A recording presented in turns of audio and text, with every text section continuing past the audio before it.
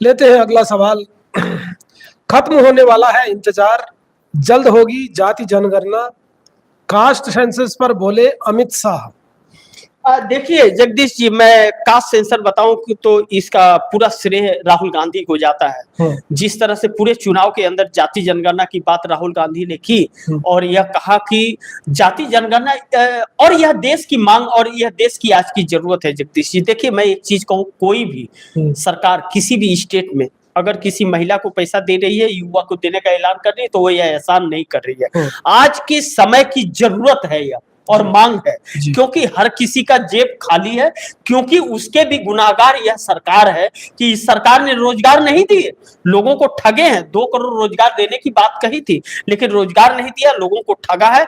इसलिए अब देश की जनता का यह मांग, देश की जनता की जेब में पैसा जब तक नहीं जाएगा तो उसके गलत संदेश जाएंगे, उनके मनोबल टूट रहे हैं और यह 1000-1500 से काम नहीं चलेगा। यह तो आर्थिक स्थिति से मतलब कुछ सहयोग मिल रहा है, अब रोजगार की बहुत जरूरत है। और नरेंद्र मोदी 75 साल के हो गए, 75वें साल में प्रवेश कर गए, 75वें साल में प्रवेश कर गए। और जानते हैं नरेंद्र मोदी को बर्थडे को कल कैसे लोगों ने मनाया?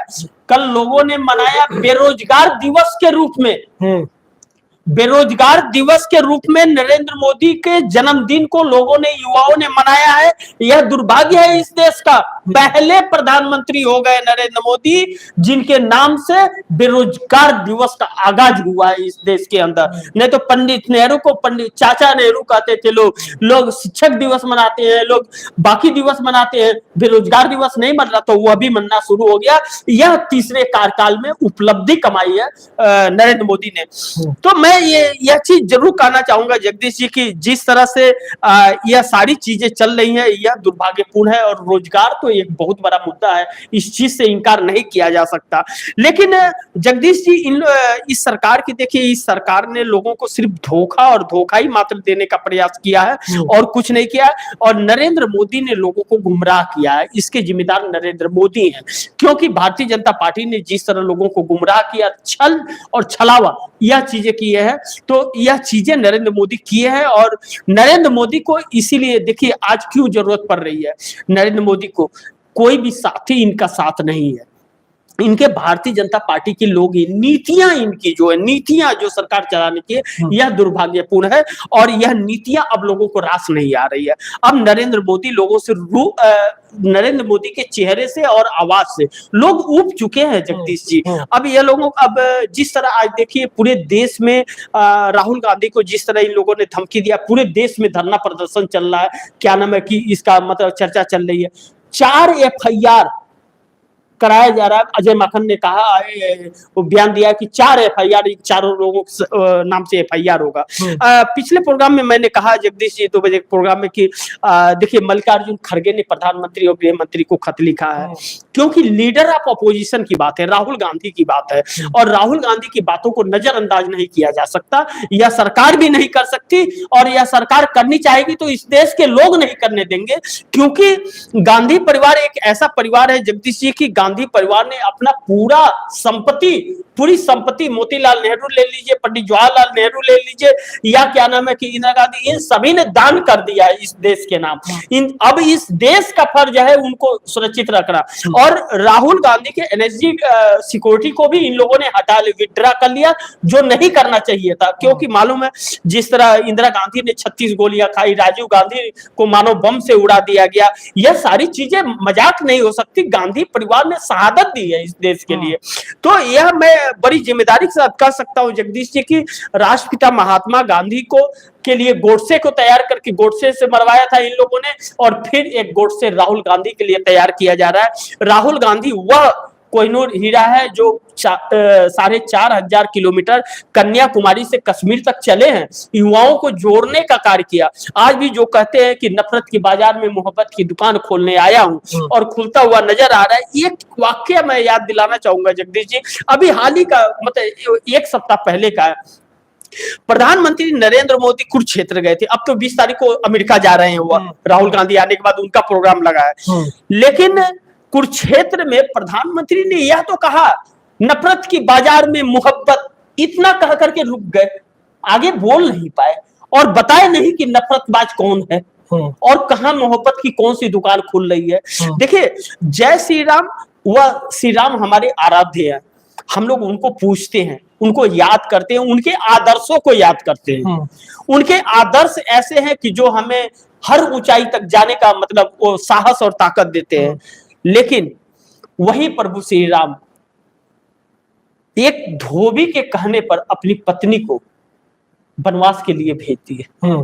वही तो वह प्रजा का देख कर रहे थे, प्रजा के लिए कार्य कर रहे थे, प्रजा के लिए वह राजा थे। और एक राजा अब वो कहते हैं ना, जब नालायक बेटा हो तो लोग क्या कहते हैं, लगा दो आग पानी में जवानी उसको कहते हैं, लुटा दो बाप की दौलत फुटानी उसको कहते हैं। जिसने कोई संपत्ति बनाई ना हो, जिसने कोई संपत्ति बनाई ना हो और उस संपत्ति की अहमियत हो ना उसके नजर में, वह लुटाता है कौड़ियों के बाद। वही कहावत की अंधेरपुर नगरी चौपट राजा, टके सिर बाजी टके सिर खाजा। तो उसको उसकी कीमत नहीं पता है। बंदर के हाथ अदरक लग गया है और लंगूर के हाथ अंगूर लग गया है, वह लुटा रहा है, फेंक रहा है, उसकी कीमत नहीं पता है। तो जब पंडित जवाहरलाल नेहरू प्रधानमंत्री, इसी गांधी परिवार के प्रथम प्रधानमंत्री रहे, लगातार 3 बार पूर्ण बहुमत की सत्ता रही पंडित जवाहरलाल नेहरू की। नरेंद्र मोदी की बहुमत की सत्ता नहीं है, अल्पमत की सरकार है यह।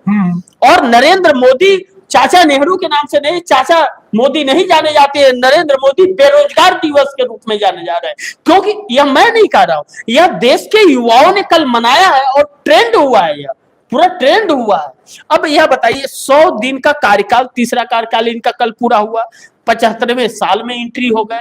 नीतीश कुमार और चंद्रबाबू नायडू नहीं आए, जो अहम सहयोगी हैं, जो थोड़ा सा अगर हिल जाए तो कुर्सी हिल जाएगी, वह नहीं आए या बुलाए नहीं गए। दोनों बातें सोचनी और समझनी जरूरी है। आए नहीं या बुलाए नहीं गए, यह महत्वपूर्ण है। वह नहीं आए, हकीकत यह है कि वह आए ही नहीं, उन्होंने आने से इनकार कर दिया। अमित शाह ने 100 दिन के कार्यकाल का प्रेस कॉन्फ्रेंस किया। जब पत्रकार ने यह पूछा, सर राहुल गांधी को ऐसा क्यों कहा जा रहा है, तो बोले पॉलिटिकल मत करो।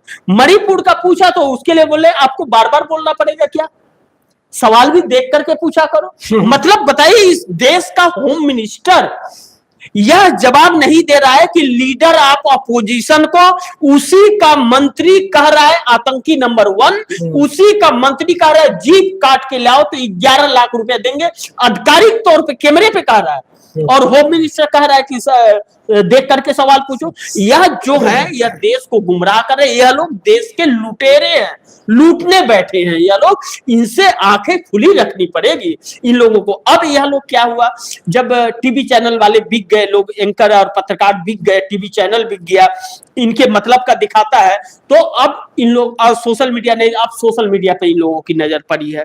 अब सोशल मीडिया पे नजर पड़ी है तो सोशल मीडिया को अब खरीदना इन लोगों ने चालू कर दिया है। उत्तर प्रदेश की सरकार क्या कर रही है जगदीश जी, कर रही है 3 लाख 4 लाख 5 लाख 8 लाख बोली लगा रही है महीने की, कि हम आपको 8 लाख देंगे, आप सरकार की दिखाओ। तो और बिक रहे हैं लोग। मैं बहुत अचंभित हूं जगदीश जी की संजय शर्मा का 4 PM वाले से, क्या नाम है कि जिनका तकरीबन 1 करोड़ प्रतिदिन का क्या नाम है वो था, 25 खबरें चलती हैं कम से कम डेली, उनकी 8-10 चैनलें हैं। लेकिन 4 PM संजय शर्मा ने खुद प्रोग्राम किया गौतम अडानी को लेकर के, और हिंडनबर्ग का किया कि सब अफवाह है उसमें, यह बताने की कोशिश की है कि वह झूठी खबर थी। गौतम अडानी इस देश की अर्थव्यवस्था, बताइए गौतम अडानी कौन है? गौतम अडानी को मोदी ने बना दिया। जो व्यक्ति 2014 में 600 नंबर पर अरबपतियों में था, आज वो विश्व के नंबर 3 खरबपतियों में शुमार हो गया। कोरोना में जब लोग घर बैठे थे तो उसकी 400 गुना संपत्ति बढ़ रही थी। बताइए कहां से पैसे आ रहे थे। लेकिन नोटबंदी और या जीएसटी, इन नोटबंदी ने इस देश के काले धन को सफेद कर दिया। जियो को याद कीजिए जगदीश जी, जियो जब आया था फ्री में आया था, और जब असुलना चालू किया है तो कमर तोड़ दिया। इससे जानते हैं यह प्री प्लान है जगदीश जी, वैसे नहीं है। अब ऐसे हाथ में नेटवर्क चला गया है कि जब चाहेंगे इंटरनेट बंद करवा देंगे, एक फोन कॉल पे इंटरनेट बंद हो जाएगा। मतलब यह चीजें पहले नहीं थी, यह चीजें अब हो गई। ऐसे ऐसे के हाथ में देश चला गया, ऐसे ऐसे हाथ तो में व्यवस्थाएं चली गई हैं। आज देश के लोग परेशान हैं और लाचार हो गए हैं, करें तो क्या करें। यह नहीं वोट दो तभी भी आते हैं। अब देखिए 240 सीटें आई, अब इसमें कहा जा रहा है कि 80, हालांकि मेरे पास सबूत नहीं है इस चीज का, लेकिन इससे इनकार भी नहीं करता हूं मैं इन बातों से, क्योंकि 2014 में हम सब जानते हैं कि मनमोहन सिंह सरकार के खिलाफ निर्भया कांड और अन्ना हजारे का लोकपाल बिल को लेकर के आंदोलन, या आरएसएस का गढ़ा हुआ था। आरएसएस ने यह सारी षड्यंत्र करी थी, उद्योगपतियों ने षड्यंत्र किए थे, या नहीं तो वो पैसे कहां से आ रहे थे। बिल्कुल। बाबा रामदेव 35 रुपए लीटर पेट्रोल बांट रहे थे। आज बाबा रामदेव का पता नहीं चल रहा है। और बाबा रामदेव योगा के नाम पर पूरे देश में लुटेरा, पूरे टैक्स को मार दिया। 1 रुपया टैक्स नहीं दिया, करोड़ों खरबों का कमाई कर लिया। और क्या नाम है कि बताइए, कोरोना का क्या नाम है कि दवा निकाला था, सर्टिफाई नहीं था, और उसके बाद में अप्रूव नहीं था, उसके बाद में वो दे रहा था, आधिकारिक रूप पर प्रचार कर रहा था, सरकार तमाशा देख रही थी। यह सरकार के लोग हैं, यह लोग लूट खसोट के लिए बैठे हुए जगदीश जी। और हकीकत तो यह है कि यह लुटेरे कितना, इस देश में क्या छूटेगा। 40-45 साल पीछे तो हमारा देश जा चुका है, इससे इनकार थोड़ी कर सकते। जी जगदीश जी।